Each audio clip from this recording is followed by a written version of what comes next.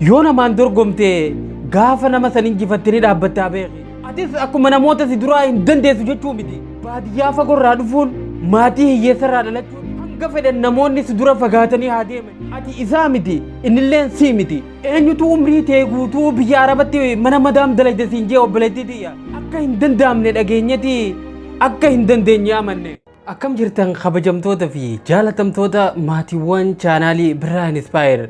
Yeroo hedduu waan danda'amuu fi waan hin danda'amne jennee sammuu teenya keessatti addaan qoonnee keenya jirra. Kana kan goonu garuu waan san itti seennee yaallee osoo hin taane dhageettumaa fi tilmaamarraa kaaneeti. Dhuguma wanni sammuun teenya amante tun dhugaadhaa laata waan jawurraa dubbanna. Hanga dhuma viidiyoo tanatti daawwadhuuti barumsa irraa argatte kooment irratti barreessi. Kanneen haaree taatan sabiskiraayib godha. Viidiyoon kun ammoo namoota hedduu bira akka ga'uuf laayikii godhuu hin dagatinaa.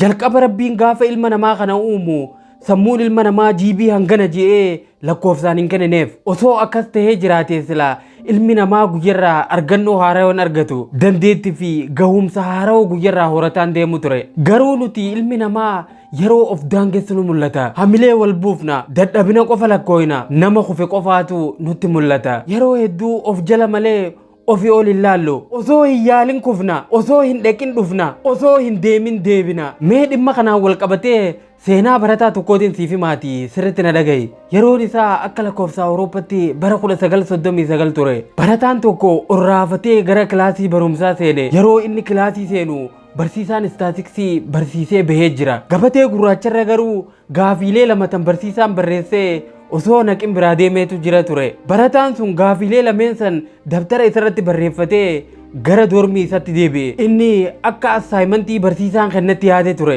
Erga galees gaafiilee sana hojjechuun akka malee itti jabaatullee dandeettii qabu hunda fayyadamee gaafiilee lameen san dalage. Akkuma hojjeteenis ariitiidhaan gara biiroo barsiisaa isaa dhaqe. Barsiisaan istaatiksii kun irraa fuudheetuma lafa kaa'e. Hojii isaa xumuree waraqaa barataan itti kenne gaafa lafaa fuudhee dubbisu ijuma isaatu amanuu dadhabe. Barsiisaan kun irra deebi'ee dubbise waan ajaa'ibaati itti ta'e. Barsiisaan kun ganamaan hirribaa ka'ee ulaa doormii barataa sanii dhaqee dadhahe. Barataan kun yeroo ka'ee ulaa banu barsiisaan istaatiksii ulaa gubbarra dhaabbata ni rifate. Barsiisaan isaa gara doormii isatti dhufuun ajaa'iba itti taate. Baga gammadde waraqaa qorannoo keetii xumurtee jirta. Tan biraa hojjechuus hin barbaachisu jeen. Gaafileen lameenin kalee gabatee gurraacharratti barreessee biraa deeme.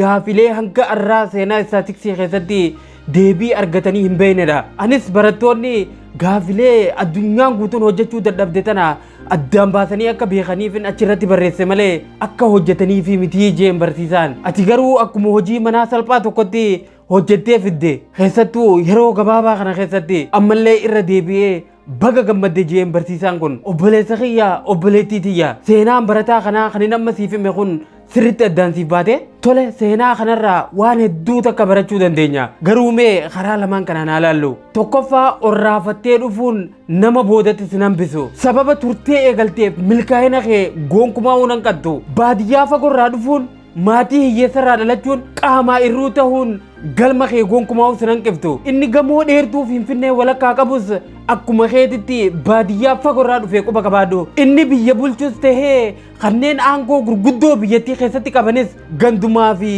magaalotuma xixiqqoo akka ati irraa dhuftee kanarraa dhufan. Kanneen baratanii piroofeesaroota tahanii barumsa isaaniitiin dhaabbilee barumsaa gurguddoo addunyaa tanaatii fi biyyattii tajaajilaa jiranis hedduun isaanii ilmaanuma qotee bulaa faadha. Hanga feete boodatti hafii kai. Hanga fedhan namoonni si dura fagaatanii haa deemanii. Atummaa murannoodhaan fuulduratti sossoonaan yeroo xiqqoo keessatti hunda dura jirtaa na amane. Garuu waan guddaa tokko kan siif dhaamutu jira. Kan ati dorgomtuun namoota si dura jiraniin yookaan namoota waliin imalarra jirtuun osoo hin taane mataa kee eenyummaa arraan tana qabduu fi bakka arraan tana jirtu tanaan kan dorgomuu qabdu. Yoo namaan dorgomte gaafa nama san injifattanii dhaabbattaa beeki. Yoo mataa keetiin dorgomte garuu hanga lubbuudhaan lafa tanarra jirtu sababni tokkolleen kan si dhaabu hin jiraatu.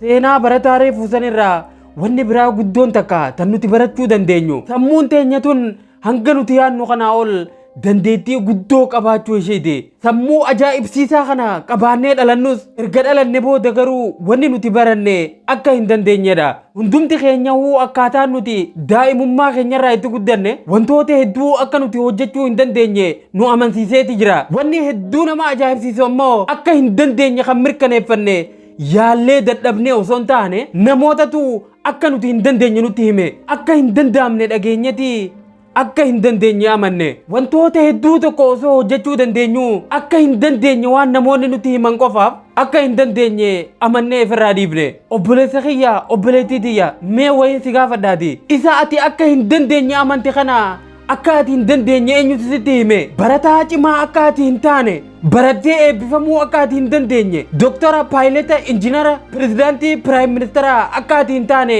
eenyutu sitti hime? Akkuma barataa reefu kaafnee sanitti gaafilee namoonni kun hojjechuu dadhaban atis waan nama taateef hojjechuu hin dandeenye kan siin jee eenyudha?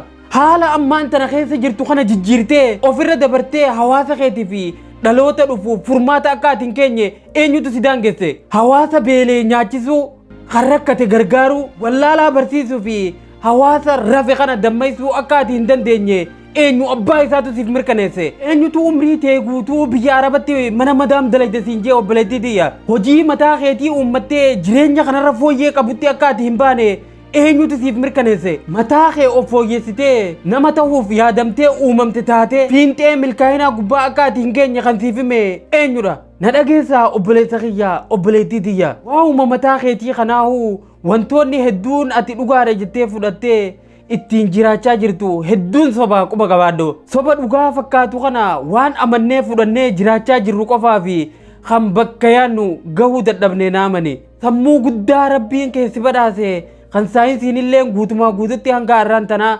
qoratee irra gahuu hin danda'in kennaa ajaa'ibaati qabdaa bar.